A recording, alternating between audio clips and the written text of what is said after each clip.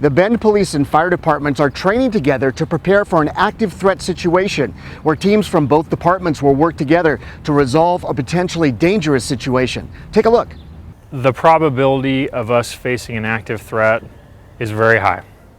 We have responded to active threat situations in the Bend area on a much smaller scale than what you've seen in some of these school shootings, for example, but nonetheless, we have encountered situations like that in the past 15 years.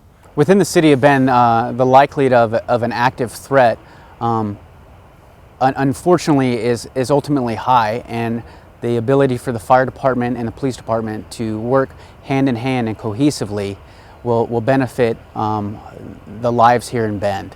Traditionally, we've focused on law enforcement specific training, and we've overlooked the fact that multiple agencies are going to respond to an active threat incident.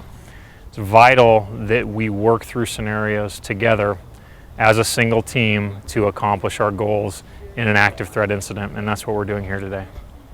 The ability to actually interface with our law enforcement partners is very brief out on the streets running calls. So to participate in training and to provide feedback on each department's own response and to provide insight and critique each other that would ultimately benefit the taxpayers of the city, so it will benefit our response.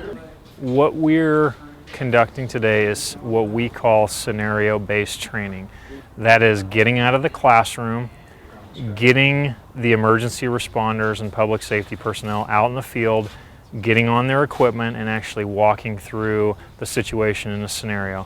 What we've seen time and again is the learning is greatly increased and the capabilities of the responders are greatly increased if we walk through a scenario as opposed to just learning it in a classroom. The training value for all the fire department individuals here is to realize that this is a law enforcement situation, but the need for bringing paramedics into an active threat position is greatly needed. And for us to understand that the law enforcement will set up an incident command and we will then work through them at the incident command post and utilize their officers to approach the scene safely will present our paramedics to the patients in need.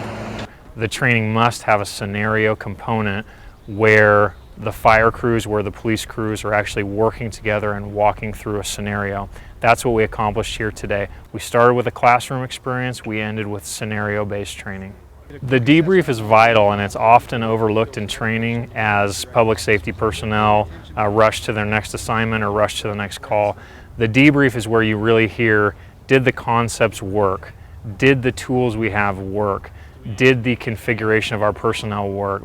So that was a vital piece of this training today, where we spent an extra 5 or 10 minutes discussing the good, the bad, and where we need to do things differently.